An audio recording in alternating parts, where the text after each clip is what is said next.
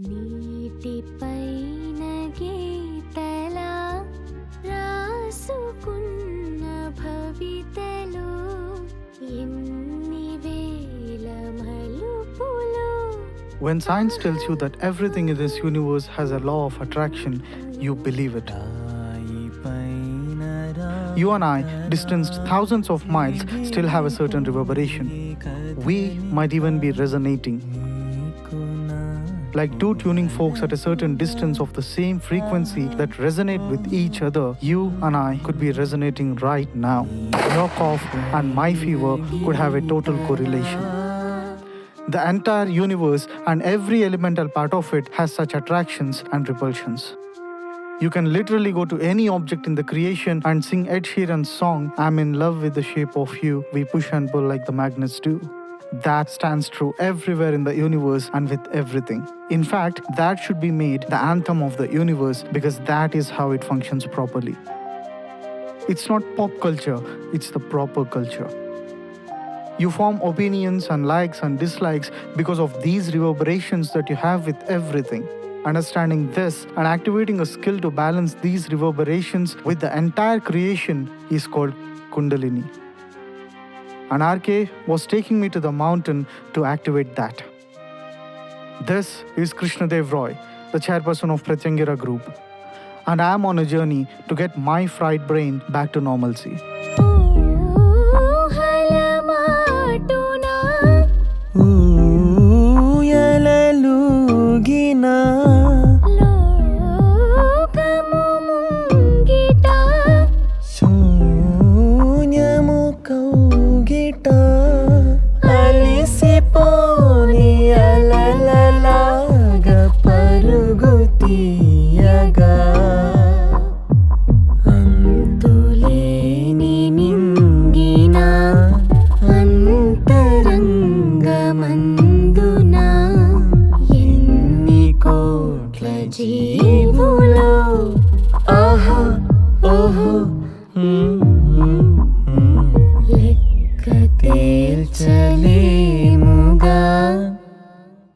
There was once a young man who set out to become the greatest yogi ever.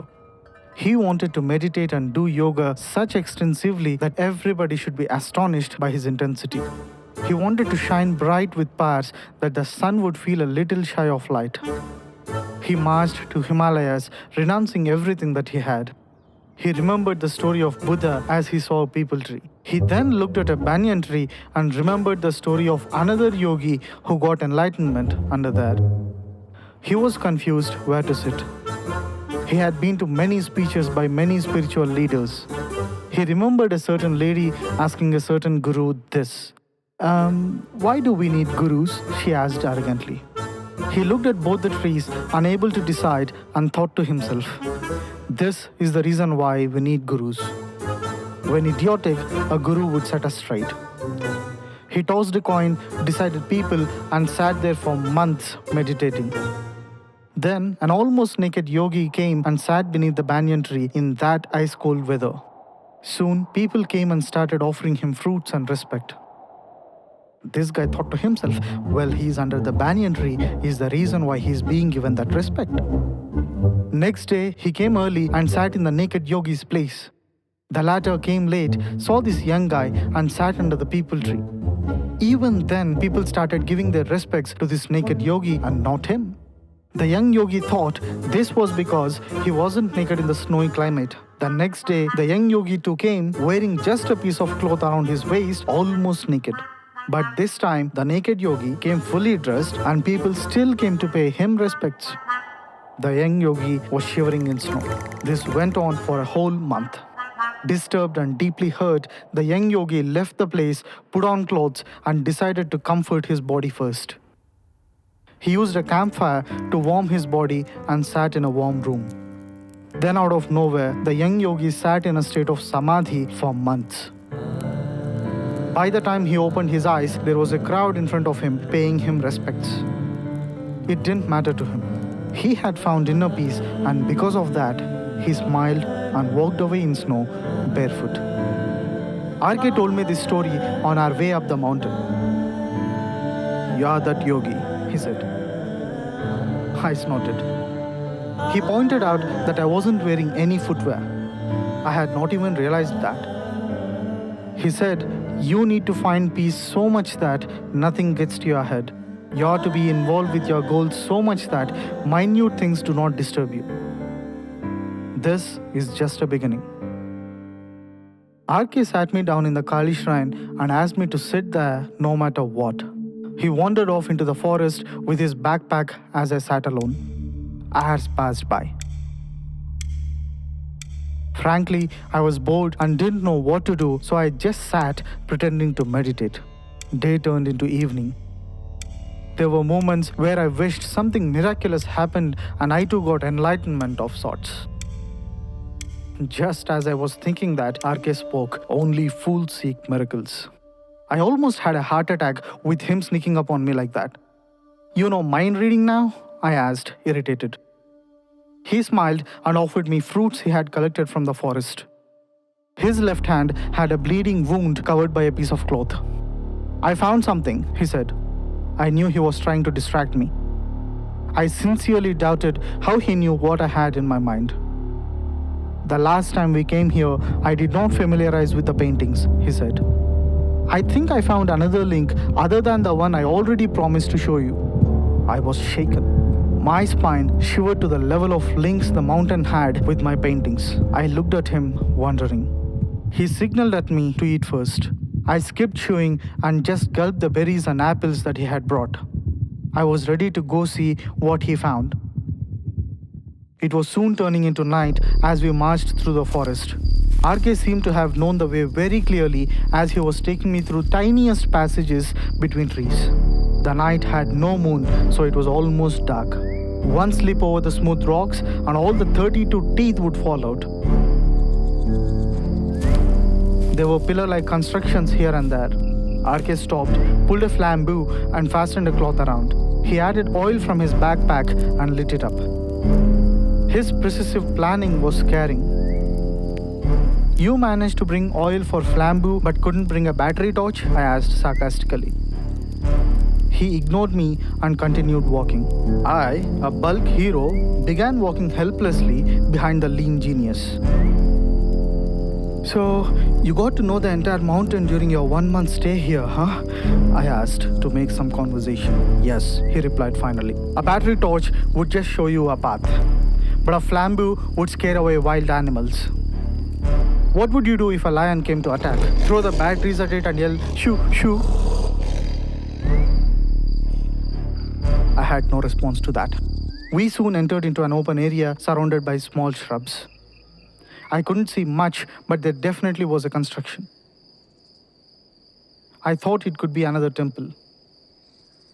"This is where we sleep tonight," he said in a bossy voice to his boss. I said, "Okay," in a pleasing tone to my employee. Mosquitoes. Rough, rocky bed. Another block of rocks as my pillow. A piece of cotton towel was my blanket. I was expecting to get back down to a hotel by night, but okay. All these were better than seizures. "How did you know I was thinking of miracles?" I asked. "Because I'm something of a miracle myself," he replied and dozed off. Was I to fear him now? Now that he started reading minds, tomorrow would he grow superpowers and fly off? I don't know anymore. I was frustrated thinking all this and did not realize falling asleep until next morning. RK was standing on what seemed like a well. "Remember this?" he yelled at me as I nudged my sleepy eyes. I saw. I opened my jaw. I screamed with joy. The village woman fetching water painting was made, just from a different perspective. I looked left to see the construction I saw last night. It looked like a fort. RK worked his way in through the broken doors of it. I followed. He went straight upstairs as if he knew the entire place.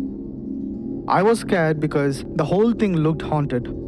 Had Ram Gopal Verma seen this location, he might make a movie in lines of a horny ghost. RK marched into a side balcony-like structure.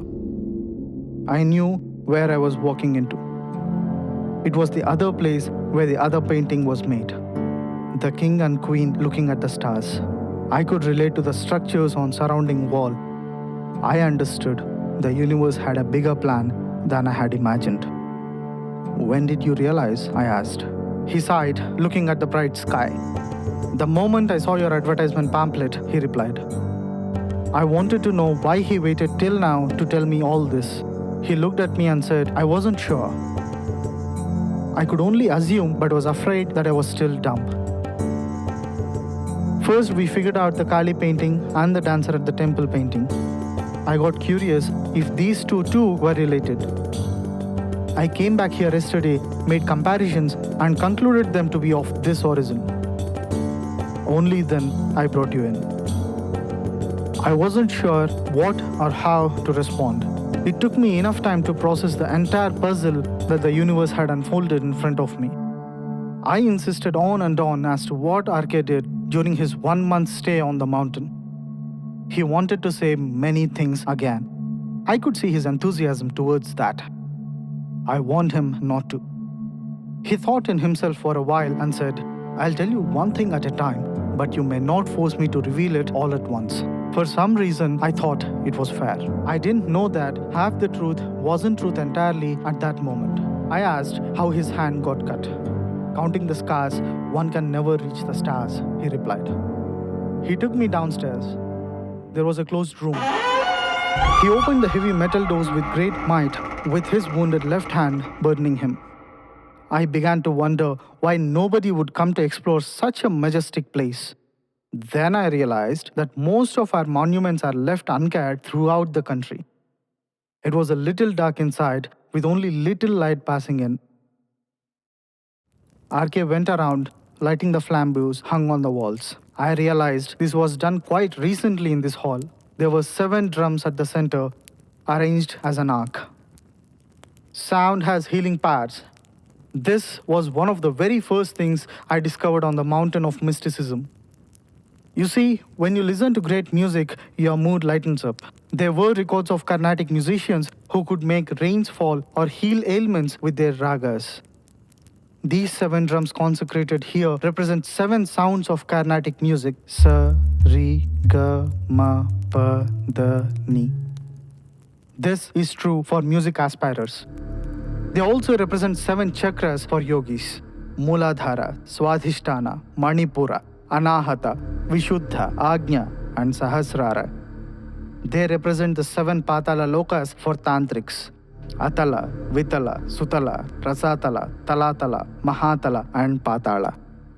See, this consecration was done to send out reverberations for the respective seekers. This was once a meditation hall. Probably the only meditation hall that made sounds. Sit, he ordered. I went from being his boss to being his obedient. I did not like it, but it was my hour of need. I sat down. RK walked to the drums, picked up the drumsticks. To fight the external battles, you have your strong body. To fight the internal battles, you need strength internally too. One can achieve that by resonating the chakras and rising Kundalini to a higher level of consciousness. One who does that is in resonance with the entire creation, he said. Frankly, this was all overwhelming, and I wanted to scream and run out. He started hitting the drums in rhythms. I went deep unconscious as I felt the reverberations. I had a kind of pain that was enjoyable through several parts of my body. Concentrating on those pressure points gave immense pleasure that I cannot explain in words. I could sense the disturbances in my head. There was unrest lying in the corners of my brain like algae would in stagnated rivers. I was suddenly in a feeling that I was in stagnated water and algae did surround me. I screamed in disgust. The water started flowing, clearing the algae slowly. The water turned purer and purer. The sky had white clouds. Hair swung to cool breeze of air. The earth beneath my feet held on to me tight so I wouldn't be swept away in the river. I lift my hands to see the brilliance of what was happening to me. Fire ignited in my palms and it was somehow calming. As if the 5 elements of this earth had my back, my mind began becoming calm. I could feel the unrest wash away. Slowly, I woke up. I realized I had fallen asleep, still seated. RK was still standing next to the drums. I just gazed at him. "Glad to see you again," he said, which I did not understand. He added, "You have just activated a torch within you called Kundalini. Hold on to that, and your real fight outside would not be disturbed from within." I got up, went up to him, and hugged him. I had no equations of power play in my mind anymore. No requisition to be the boss or the employee. Sure, I wasn't an enlightened being as RK, but I was calm. RK further mentioned that this hall was built by the kings from the past and that the drums were a gift from goddess Kali herself. I do not know why I got the seizures, but I know why I got my health back. As a thank you note, and being a person of such efficiency, I decided to build back the ruined temple with my own money. RK expressed joy as I shared this thought with him. We started the work in a fortnight. Villagers were awestruck to see trucks of concrete climbing up the mountain. I hired many sculptors that I knew, and they were dedicated to bringing back the glory that was a lost cause. A project estimated to be crores to perfectly renovate the whole site, I felt it was totally worth it. Much to our surprise, while digging through the rumbles of a shrine next to Kali's shrine, we found sculpture of a fierce deity, Kala Bhairava. Yam yam yam yaksharupam vasadishi viditam bhumikampayamanam sam samharamurtim shiramukuta jatashekharam chandrabimbam dam dam dam dikakayam vikritanakhamukam chodhvaromam karalam pam pam pam papanasham pranamata satatam bhairavam kshetrapalam.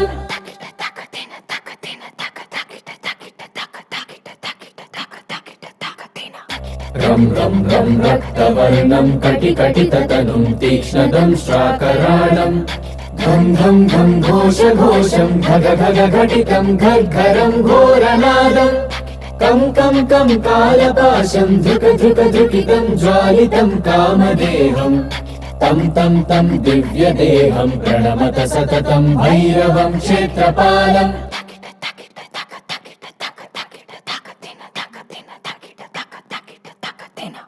Lam lam lam lam vadantam lalitam digajihva karalam dhum dhum dhum dhumravarnam sputavikatamukham bhaskaram bhimarupam rum rum rum rundamalam ravitanuniyatam tamranetram karalam nam nam nam nagnabhusham pranamata satatam bhairavam kshetrapalam. Good news! What you just heard is called Tikshna Damstra Kala Bhairava Ashtakam. The full version of it is available in our channel. Link in the description below. Make sure you check that out as well. Of course, it goes unsaid that you come back to watch our 6th. Things get pretty exciting in this one. Subscribe and stay with me.